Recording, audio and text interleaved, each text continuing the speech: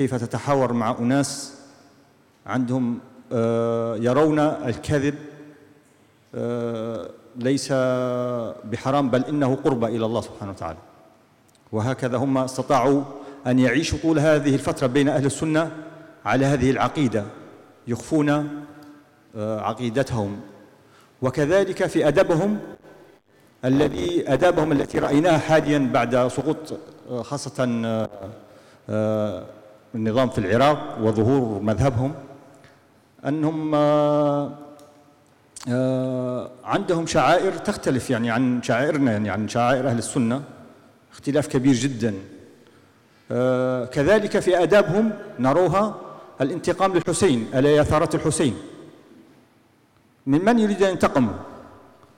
الجواب الواضح هو أنهم يريدون أن ينتقموا من أهل السنة، وهذا ما أثبتوه على الأرض. أرجو التوضيح والإجابة. جزاكم الله خير. السلام عليكم. Thank you very much. Yeah. Okay. Thank you. Yeah.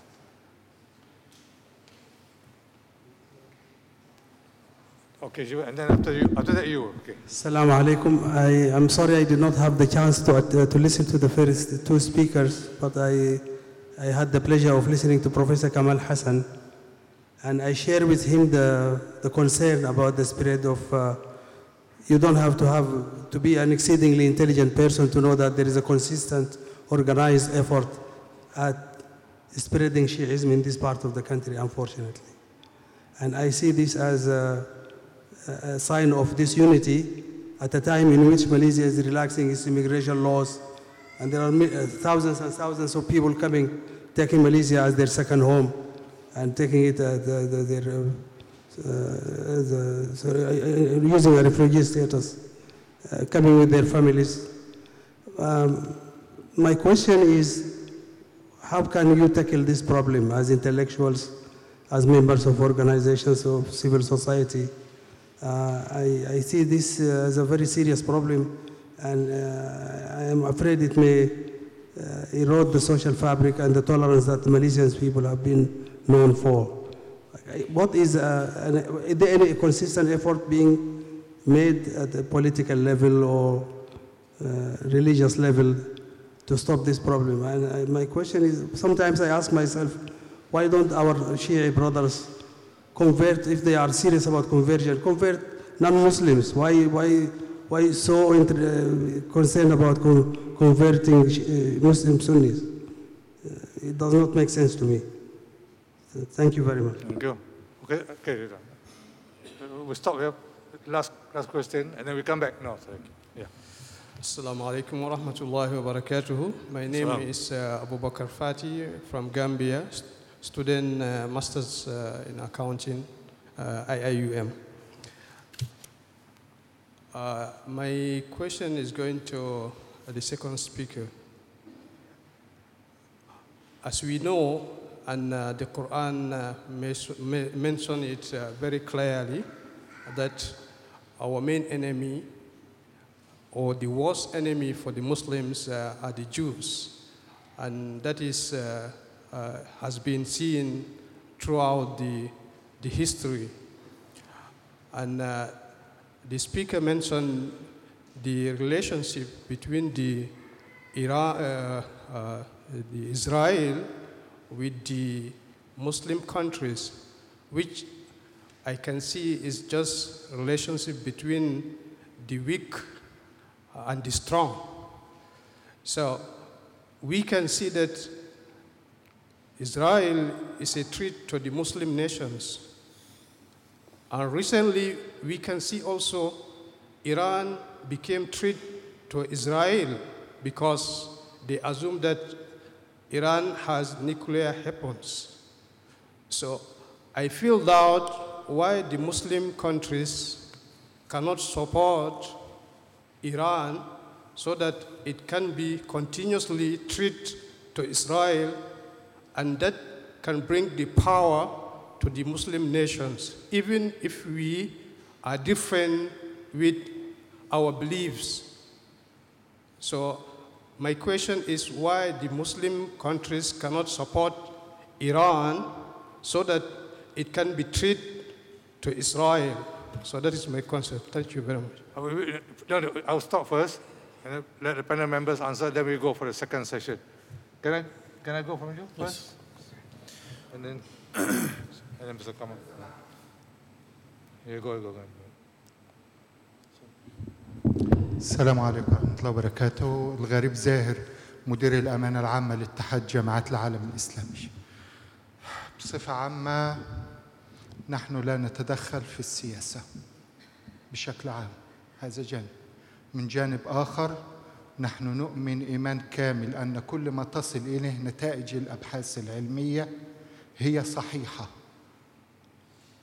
أما عن المعتقدات وما شابه ذلك، وإن كان هناك ما يسمى بتقية وما خلافه، ليس لنا دخل به نهائيا، ولا يوجد أساس علمي له، لذا لازم التوضيح. شكرا. Okay, you answer that. First of all, I disagree with you fully.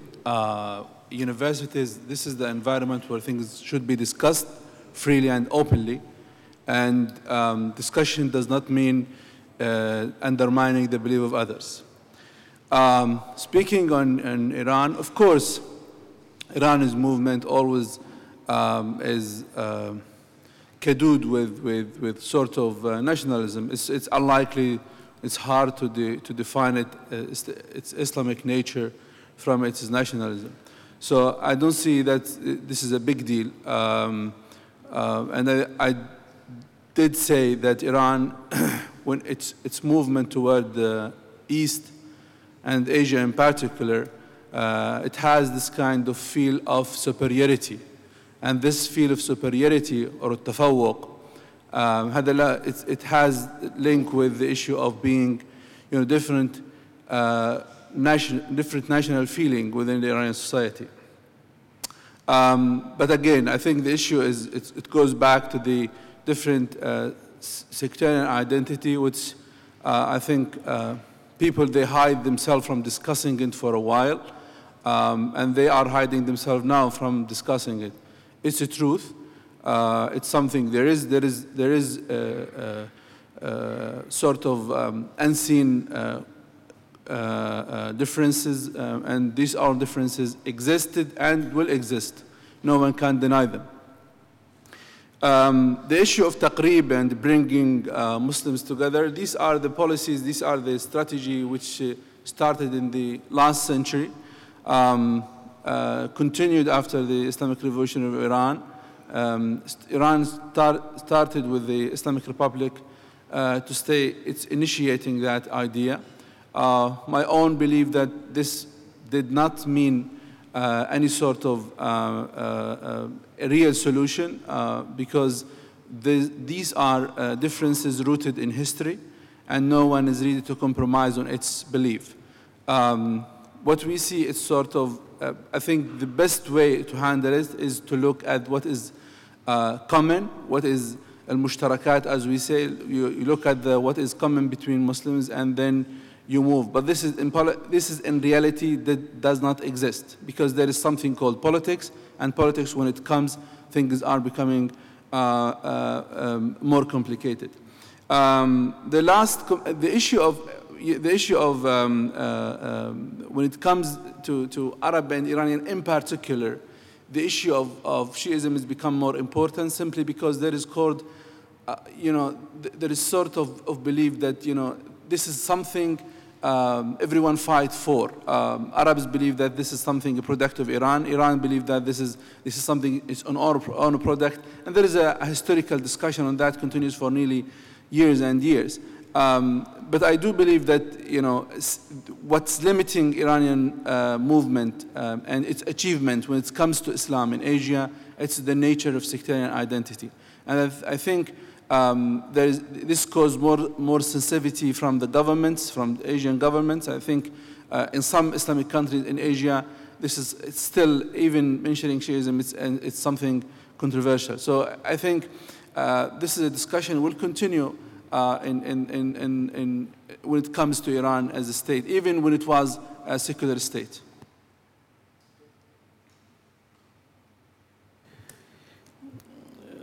Well, just a short comment on the question of why not Iran gets support from Muslim countries with regard threatening the Israeli regime. Well, I think the Palestinian issue is a common issue for all Arabs, Muslims, and it has its dimensions, whether among the Arabs, or it has its Islamic dimension, of course, which include all the Muslims in the world, and also it has its own humanitarian dimension. And these things, whether Palestinian, Arab, Muslim, or humanitarian circles, should go hand in hand. There is no contradiction among them in supporting such an issue. For sure, the Palestinian cause or issue is a common issue for all Muslims, and it is a common concern among all Muslim countries all over the world. So I think Muslims everywhere, whatever their areas or madhab, should unite when it comes to their own common causes, especially the Palestinian issue. They should have their own common understanding, common cooperation with regard such an issue. So, but I think when it comes to the case of Iran, as we see in the last conference 1 month ago, Muslim countries gave support to the Iranians in their nuclear program and for peaceful use of nuclear energy. All the Muslim countries gave such support to the Iranian government in this process, and they did not accept the accusations or the threats coming from Israel or the Americans with regard the Irani program.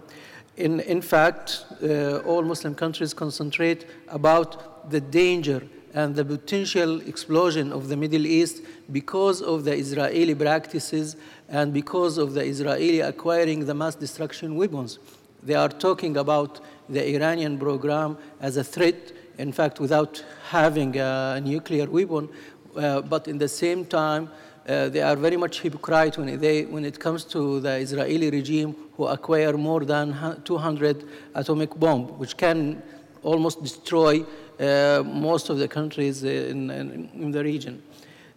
So I think here the difference is about the policies, the other policies of Iran, not regarding Palestine, but with regard the Iranian policy towards Iraq, towards Syria, and other issues in which many people in the Muslim world see such opposition in supporting the Syrian regime is not consistent with accepting the will of the people and the right of the people to have their own democratic government or regime and free election and so on.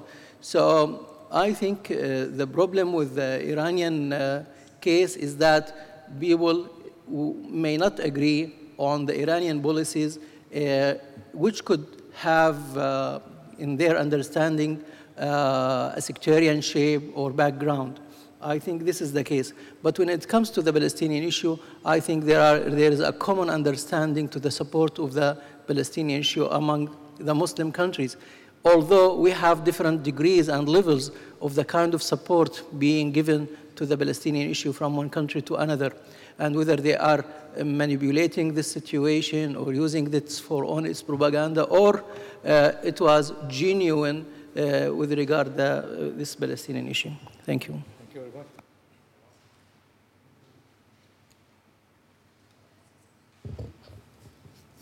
One question which came from the floor, I think, is related to what I presented, and that is from Professor Hassan Naqar. I feel that our colleagues from Iran and also the Shia people in this part of the world first should understand that the Asia Pacific, Oceania in particular, and Southeast Asia in particular, has been the stronghold of Sunni Islamic tradition, Ahlus Sunnah wal Jama'ah. And Malaysia in particular, although in Indonesia, some parts of Aceh, there were Shi'i influence in the early days coming from India, but they chose to remain within their own community and did not try to spread the teachings in the Sunni majority. And so the relationship between the Shi'i minority in Aceh and the Sunni, overwhelming Sunni majority has been harmonious, because there's no attempt to proselytize in the majority's population. Now, this is becoming a problem now in Malaysia and also Indonesia. And I was informed by somebody from southern Thailand, and southern Thailand is 100% Sunni. In a small area in Yala, not too far away from Kedah, there are already 2 mosques dedicated for the practice of Shi'i religion and tradition. And this is bound to create explosive relationship. Is bound to lead to hostilities. And I did say that, God forbid, we do not want to see what is happening in Pakistan or in Iraq or in Afghanistan, where people would go into the mosque and started shooting people in the mosque. And this is something that one cannot imagine. But apparently this has become commonplace in Pakistan, in some parts of Pakistan. And we really do not want this to happen in Malaysia or in Oceania. Then the islands will be another centers of strife, of sectarian strife. So the modus vivendi should be where, when you enter into an area which is predominantly Sunni, then please do not try to convert the Sunnis. Remain among yourselves. If you are in a predominantly Shi'i community, like for instance, if I were to go to Iran, then I will not try to convert the Shi'i people to the Sunni way of life. So let the majority culture remain as it is, and let the majority people remain with their sectarian preferences. That should be the modus vivendi. And that has been the case in Iraq for a long, long time, until the US invasion came in and started, shifting and also changing the scenario. Otherwise, there was a live and let live kind of attitude. In Lebanon, we have this kind of also some kind of understanding. The Shi'i Lebanese and the Sunni Lebanese will live in their own quarters and do not try to really undermine one another. But already the Syrian bloodbath is affecting even the Lebanese Sunni-Shi'i relationship, and that is really troubling. Now, this part of the world has been a Sunni bastion. So please respect this Sunni bastion in this part of the world, and do not try to undermine, let's say, the faith or the beliefs of the Sunni majority. If this happens, imagine in Malaysia or in Indonesia, during the 10th Ashura, you will have people going to the streets, beating their body in memory of the assassination of Sayyidina Hussein. And of course, this will be something new in Indonesia, Malaysia, but something that is so common in India, in Pakistan, in Afghanistan, in Iraq. So there's something common. People can accept it. But in Malaysia, Indonesia, this will be something strange. And if those people doing that thing, what do you call that? I don't know the word. Okay. Are Malays, Malay youth, this is going to be very, very problematic. Then people say, hey, how come you have some Malays doing that? And this is okay. But the moment this culture of cursing the Sahaba, and also degrading the, the work of the Sahaba and all that, if this comes out in the open, there is bound to be bloodshed, even in Malaysia. Because the Sunnis will defend that. And the Shi'is say, oh no, you are kuffar because you have taken the rights of Sayyidina Ali radiallahu anh, and so you are now kuffar. So if this is not handled in the proper way, as suggested by Prof. Hassan, this can lead to not just hostilities, but even one day, hope, God forbid, bloody relationship. Already, about 15 years ago, there was a Malay man who married on the basis of mut'ah. And this is something new, unheard of in the Sunni world. In Indonesia, Malaysia, Thailand, the Sunni practice is to follow marriage according to the Sharia because mut'ah is considered as already forbidden.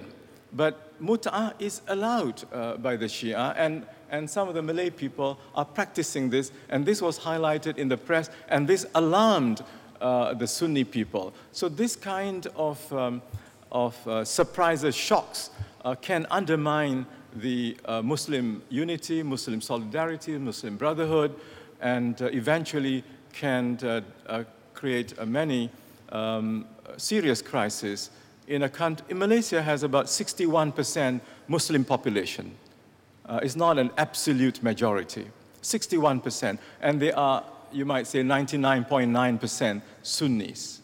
But if there are attempts to convert the Sunni people, the Malay people, to Shiism, this is going to not just split the Malays, it's going to lead to, I think, bitter, bloody relationship. And this is something we want to avoid. So keep the blood in Iraq, keep the blood in Pakistan, in Afghanistan. Please do not spill the blood to this part of the world. So I hope that, Prof. Nagar, the authorities will take note, and those people responsible for this kind of expansionism, of sectarian expansionism, should be sensitive to what's going on in this country and try to avert this kind of future crisis that we cannot afford to have in this ocean of, in this Oceania, you might say,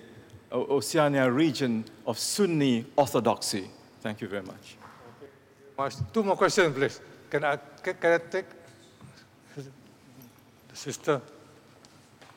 Assalamu alaikum rahmatullah. Nafisa Mustafa, master student in UIA. My question is for the Prof. Kamal.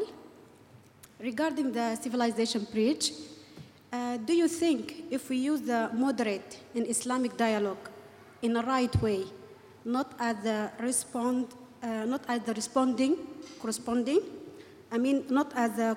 response to others? What I mean by others is people who is against our views, our religion. Do you think it can be as a civilization bridge in regards to their psychological, intellectual, spiritual, and social dimension? Thank you. Thank you. Okay, next from here. Okay. Bismillah ar-Rahman ar-Rahim. My name is Ghassan Taya Sir from UIA. Allah said, Ad-Din and Allah al-Islam.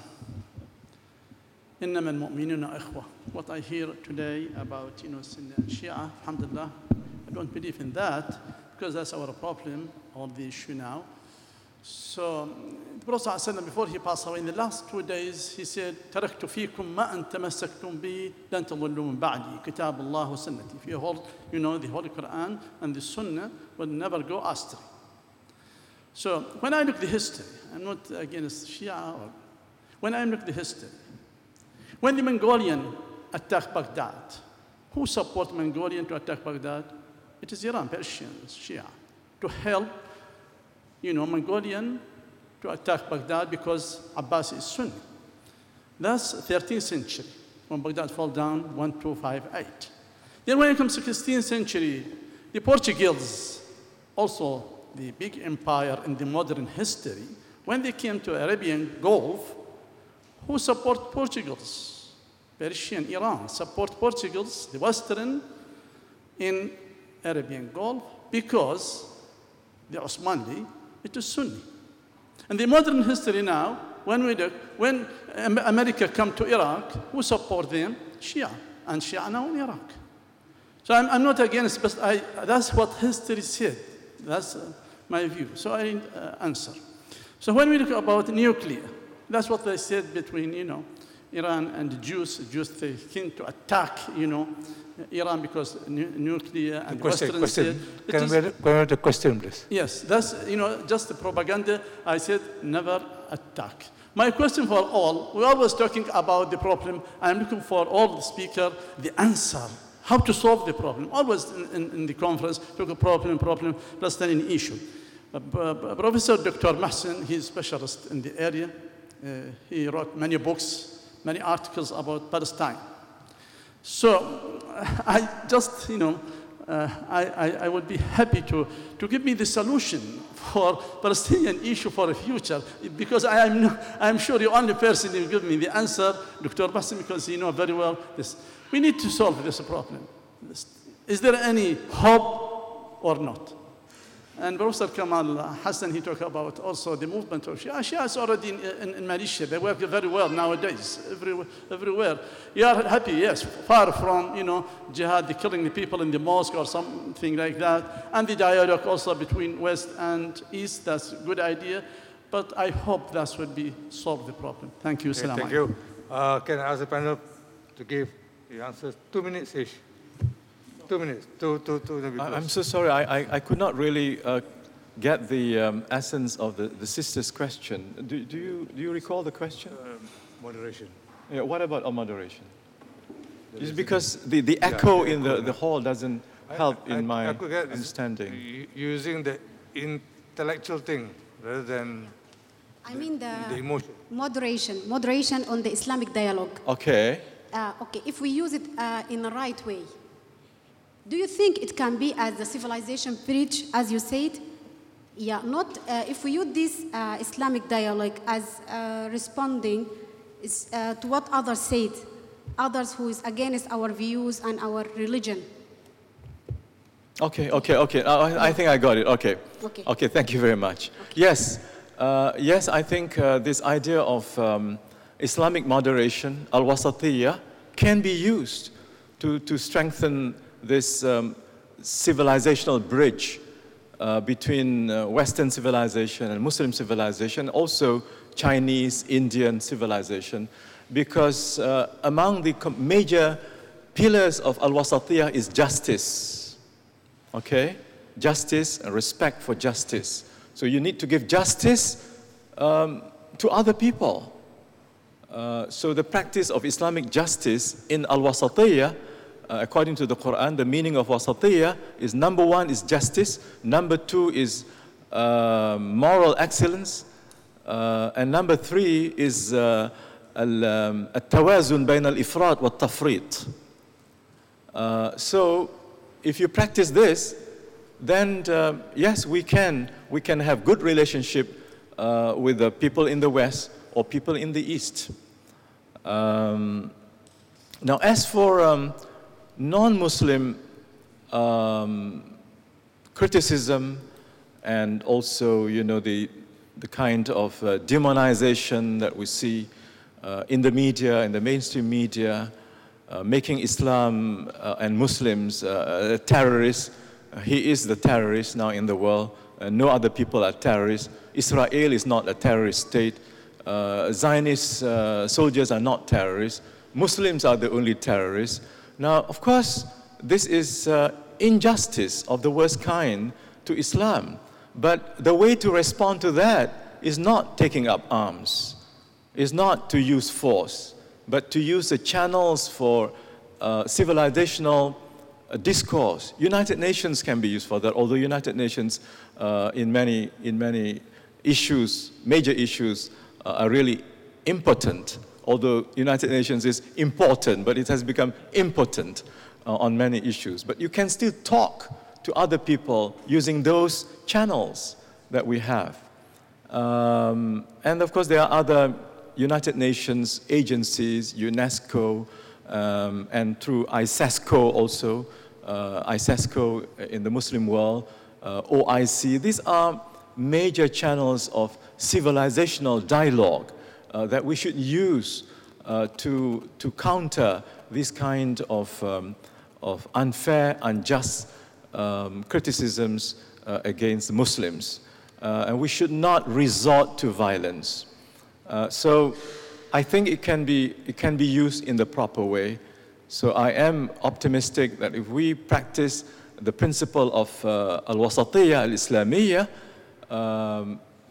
then we can have peaceful relationship with others, provided, of course, they will also give space, give public sphere, because now the issue is the public sphere has become cosmopolitan in Europe, in America, and so on, thanks to secularism. So the public sphere has become very cosmopolitan. But in the name of pluralism, in the name of democracy, can they also allow adequate space for Muslim discourse, Muslim identity, Muslim presence, Muslim existence in their midst? Because now the fever among some circles in Europe is what they call this Europe becoming Arabian, and also the fear that Europe is not going to sustain the Christian club as it is, because Turkey's attempt to enter to become part of Europe has been resisted, and partly on the basis that Europe is a Christian nation and Turkey is Muslim. We cannot allow a Turkish, a Muslim nation to be part of Europe. And this is part of the media, what media has been promoting.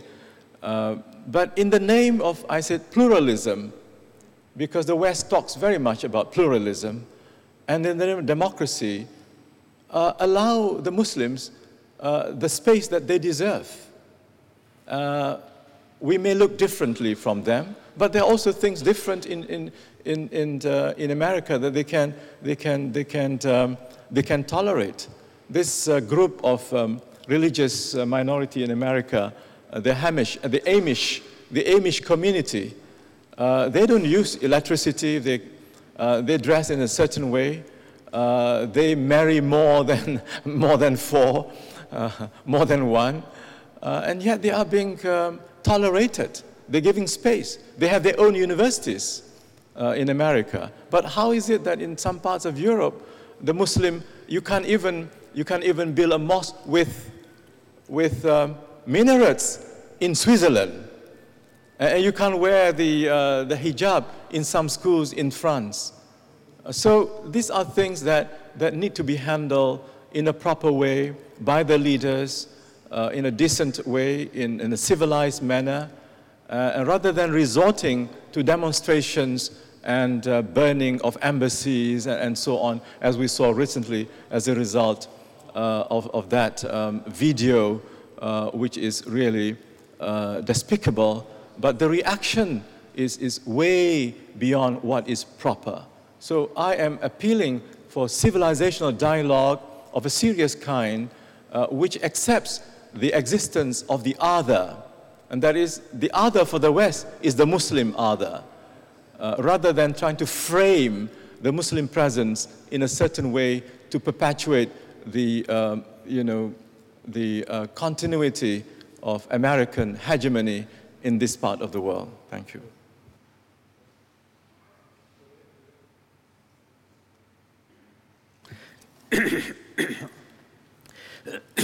Excuse me. Sorry. When it comes to the Palestinian issue and solutions, I don't think it is an easy question to be answered within 2 minutes. However, a country or a regime which is being established based on injustice and being established on the pains and the wounds of the other people cannot prevail. The establishment of the Israeli regime was on the sufferance of the others. And it is just because of the balance of power that they can continue and exist, because the environment around them is hostile to them, and because of the aggression nature of the Israelis and their occupation and their practices, they are not being accepted as a natural part of the region. So sooner or later, the Israelis cannot guarantee